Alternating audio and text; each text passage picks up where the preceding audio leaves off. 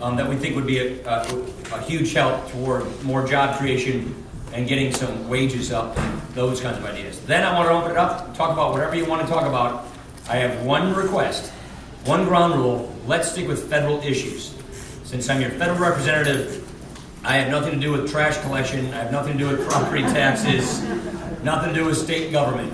So sometimes we get down the path of state and local government, and since I have no jurisdiction there, it's just not a good use of our time. So let's stick with federal issues. Sound like a plan? Great. All right. Where are we now, and where are we going? What's the status of the economy? We had the worst recession in our lifetimes, followed by the worst recovery in our lifetimes. And so, what's going on now? What should we do about it? Now, if you've been to any one of my listening sessions, you will know that I talk about the debt a lot. And the reason I talk about the debt a lot is because it is on a course to hitting levels we've never seen before in this country. Now, we've always had debt in the past. World War II, our debt was 104% of our gross domestic product. Can you see? I'll go over here. Can you see? So we were at 104% of our gross domestic product. That was to win and fight World War II. We've always had debt. Everybody has debt. You buy a house, you get a mortgage, you have debt. You buy a car, you start a business, you get debt. What matters is how big is your debt relative to your income, right? You only get so much mortgage that your paycheck can finance. Same thing is true for countries. So this is a measurement of our debt relative to the size of our national income. Problem is, we've had debt, it went down, and now we are right here, where it's at an all-time post-World War II high.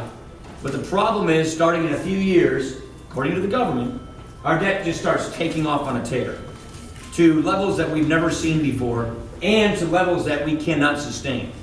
Levels we can't sustain for our economy, levels we can't sustain to keep our social contract going with our seniors, and levels we can't sustain for the next generation, because we would be giving a crushing burden of debt to the next generation if we don't deal with this in our generation. Now, what's the basic reason for this debt? And the point I keep trying to make is this isn't really a partisan point. It's not a Republicans are all to blame or Democrats are all to blame. It is just really a function of demographics and health inflation. We're going from 40 million retirees in America to about 80 million retirees. So we're nearly doubling the amount of retirees in this country because the baby boomers are retiring. 10,000 people are retiring each and every day in America for the next 10 years. That puts a lot of pressure on more age-based programs. The programs go up in cost about 6 to 8% a year, and that's a lot faster than our economy grows, than our wages grow, than our taxes grow. And so that's creating this issue. And the other problem behind that is, for all of those of you who had kids in the 50s and the 60s, you did a fantastic job. You had a lot of them. Problem is, we haven't had as many since then. Our birth rates subsequently declined. And so we have about an 89% increase in the retirement population, but only about a 19% increase in the worker population. These programs are pay-as-you-go programs. Current workers pay for current beneficiaries. My mom paid her FICA taxes for her mom. I pay my FICA taxes for my mom's benefits. And so fewer people coming in behind seniors to pay for their benefits, and therefore we borrow money. And the trajectory of our borrowing is going off the charts to the point where not only does it compromise the next generation, all of this debt hurts our current economy. Because what it says is America doesn't have its fiscal house in order, and therefore we'll have a combination of really high taxes or really high interest rates or inflation or some version of those three if we don't fix this problem. And that puts a real chilling effect on the economy. It puts a chilling effect on certainty, and it puts into question investment in the future. So it's a real downer for our economy going forward. The reason, and I just basically explained it, is this gives you a sense of what spending versus revenues look like. We've generally run deficits, but they've been deficits that have been sort of palatable, manageable, survivable. We had a recession here in 2008, and millions of people lost their jobs, revenues went down, spending went up. We had $1 trillion deficits, but they've come back down. And revenues are now back up to where they historically have been. Problem is, spending is about to tear back up again, and with no end in sight. So $1 trillion deficits again. We ask the Congressional Budget Office each and every year to look at the current fiscal situation in our federal government and look at the economy going forward in America. And every year they give us an update of the report of what it looks like going forward. This year they gave us a pretty jaw-dropping report. Basically they said our economy is weakening, our job market is weakening, revenues are going to an all-time high. They're going above the 50-year average. The deficit will start hitting $1 trillion again. Interest on our national debt will quadruple over the next decade. And what they're also saying is one of the problems with our economy is fewer people are working, and fewer people who are able-bodied will work.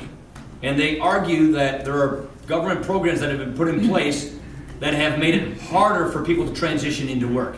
And as a result of fewer able-bodied people working, the economy grows that much slower. If more men and women who can work don't work, then that's that many fewer people coming into the economy, earning a paycheck, going out and buying things and investing in economic growth and growing the economy. And so what the Congressional Budget Office is telling us is the economy is going to slow down as a result.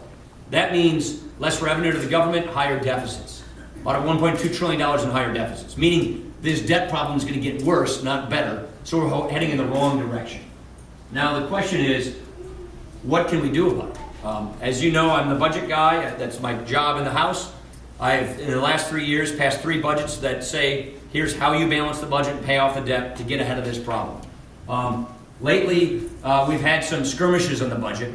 I helped author a bipartisan budget agreement with the Senate with my counterpart, a woman named Patty Murray from Oregon. And she and I put together a bipartisan agreement, which we're now living under. The agreement had some reforms to spending programs. It stopped what we call a sequester from hitting the government this year, and it had more spending savings than sequester relief, so it resulted in some deficit reduction. So we saw that as a step in the right direction. It also prevented 2 possible government shutdowns from occurring this year. We would have likely had a shutdown in January and then another one this September. We prevented that from happening, and now Congress has a budget to live under. And so Congress, for the first time in 3 years, is actually budgeting, is actually, what we call writing appropriation bills and determining, the budgets of government agencies, which is really what the legislative branch is supposed to do. We, for the first time in 3 years, have brought back the power of the purse to the legislature so that your elected representatives, Congress, actually prioritizes spending. We think that's just good government, a step in the right direction. So it was very good that we got this bipartisan budget agreement to keep government working, to prevent it from shutting down, to get us budgeting, and to get some modest deficit reduction. But it didn't go near enough in the right direction to really tame this debt, to balance this budget. And that's why we have so much more unfinished work. There are a couple of other things we're working on to try and get this economy going. And more importantly, to get people back in the workforce. The amount of people who are able-bodied adults who are not working and not trying to find work is the lowest level since 1978, or the biggest amount since 1978. We call it labor force participation. The more people who can work and aren't in society really slows down your economy.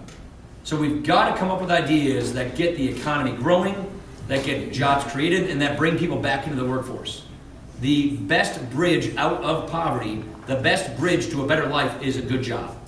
And so the critical thing we're trying to do is get this economy going faster so we can get that problem under control, and it also helps our fiscal situation. 3 ideas, and I'll be very quick. 1, tax reform. We have not cleaned up our tax code since 1986. And that was a bipartisan agreement between Tip O'Neill and Ronald Reagan, which cleared out a bunch of tax loopholes and lowered tax rates across the board and set off, at that time, an unprecedented amount of economic growth and job creation. We need to do it again because we have changed the tax code 5,000 times since then. There have been that many changes by Republicans and Democrats in the tax code since then, making it so much more complicated. To the point where we are taxing American businesses and job creators at much higher tax rates than our foreign competitors tax theirs. And now that we are in the 21st century global economy, that really matters. We're a big manufacturing state, for example. And our manufacturers whether they're big and small, whether they're the industrial park or they're companies like General Motors, they have to compete with foreign competition, like it or not. And the average tax rate in the industrialized world, our competitors, on businesses is 25%, but we're taxing our corporations at 35%, and the top tax rate on successful small businesses is as high as 44.6% effectively. So when you take a look at a state like Wisconsin, where 10% of our businesses are corporations, taxed at 35%, 90% of Wisconsin businesses are taxed as individuals. We call them like subchapter S corporations or partnerships. Their effective top tax rate's almost 45%. Our competitors are on average 25%. So our whole point is, when we tax American job creators and manufacturers at much higher tax rates than our foreign competitors tax theirs, they win, we lose. We've got to address this. And we also have to address the enormous amount of complication and cronyism and picking of winners and losers in the tax code. The theory driving tax reform, we believe, ought to be the person or the business who makes the same kind of income should pay the same kind of tax. And unfortunately, that's just not the way it's working right now. The chairman of the Ways and Means Committee put out a discussion bill, put out a bill to get this debate going, to show what it would look like to lower our tax rates and close tax loopholes. And the estimates of that bill, one estimate produced by Congress said, doing that, lowering tax rates, simplifying the system, making it more fair, could increase the economy by 20%, could create 1.8 million new jobs, and increase average take-home pay for families by $1,300 a year. So these are things that we think are really good ideas that we have to address to try and get this economy going, to create more jobs and to create take-home pay. Another issue is energy. We have in this country, now I assume people in the back can't see all this, so I'll verbalize everything I'm saying. Hi, come on in. Energy. Oh, I just. This is a map of America, and what we have learned, because of recent technologies of drilling, oil and gas, horizontal drilling in particular, is that we have a lot of shale formations in America. These light pink areas show the basins, the dark pink areas show where exploration is already starting to occur. And what we have discovered is we have an incredible opportunity in this country to become more independent with respect to oil and gas exploration, to the point where we could be a net exporting country and no longer having to import oil and gas from Middle Eastern countries if we get this policy right. Now, we've had a lot of improvement in this area. The blue chart shows you we've had about a 20% increase since 2009 in oil production just in the United States. A little less of an increase in natural gas production in the United States. Most of this production comes from state and private land. About a 30% increase in oil and state and private land, and about a 25% increase in natural gas. The flip side of that is on federal land. The federal government owns an incredible amount of land in America. Not just national parks, but many other pieces of land. And underneath a lot of that land is where these oil and gas basins are. But they've been limited in many ways and put off limits to exploration. So we've seen a 6% decline in oil production and a 16% decline in gas production on federal lands. If we can streamline this and make sure that America is going to use this opportunity, we can do a whole lot for our economy. Since 2000, this industry, we've had $2 trillion invested in the American economy, creating jobs just in oil and gas.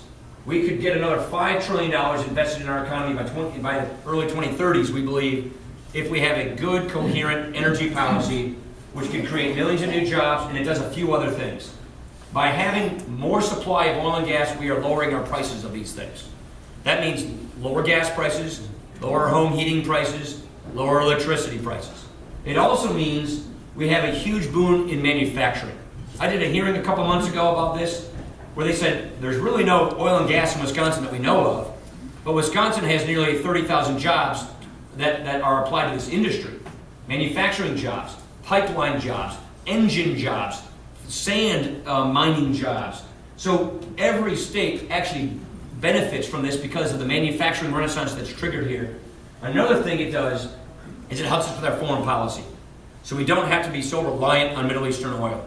We don't have to be so reliant on oil from countries that we would prefer not to send our money to. In this sense, if you go to the pump and pay for gas, you buy, Alliant Energy heat, you're putting that money in the U.S. economy. It's circulating here. It's not going overseas. That's good for jobs. It's good for the economy. The last point I would make is it brings in more revenues to the government. It brings in more revenues so we can lower our deficits. One of our proposals is let's open up the areas in the federal government where we have a lot of this store of energy, and those revenues can go to the Highway Trust Fund to actually build more roads, more bridges, and that puts people to work as well. Anybody driven on a road in Wisconsin lately? This was a tough winter. I mean, it's like you're driving over a speed bump every 20 yards. You take 14 over Highway 43. You know, there are needs, and this could be one of the solutions to helping fix that need. So we think a coherent energy policy, clearing the roadblocks. It takes 228 days on average to get a permit on federal land to drill an oil or gas well. It takes 10 days in North Dakota, 14 days in Ohio. So there are pipelines that need to be built, like the Keystone, to improve the distribution so we can actually realize this. Last point I'll make is we have a skills gap. And when you take a look at the fact that we have an opportunity to have more manufacturing jobs, a manufacturing renaissance, we get our taxes working the right way, we get an energy policy, that gives us the ability to create more growth, more jobs, particularly in manufacturing. But one of the problems we have is people aren't getting the kind of skills they need to get these kinds of great jobs that we can hopefully create. And so we've got to fix this job training issue.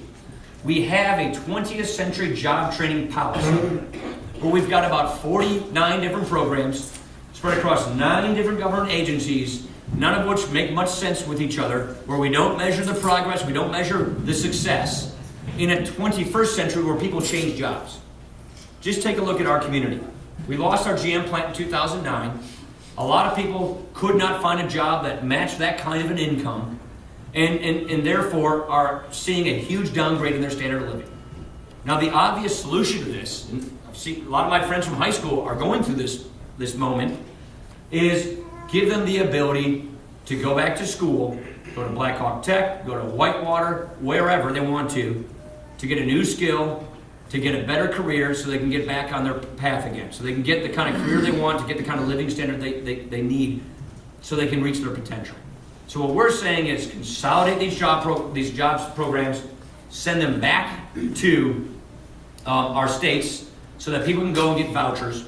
So then they go to Black Hawk Tech, they can go to Whitewater, or even let the employers set up our curriculum so that they can train workers so they have the exact skills that they need so that they can hire people from within. This is one of the things we need to do, which is re-emphasize the notion of lifelong learning, which is continually getting new skills and having a system that makes it easy for people to do that. That's a bill that we've passed in the House and we're trying to get through the Senate called the Skills Act. Those are 3 ideas we think: tax reform, energy development, closing the skills gap, that we think could be very helpful in getting job creation going and trying to address this problem. If we do not tackle this debt before it tackles us, we will have a real problem in this country.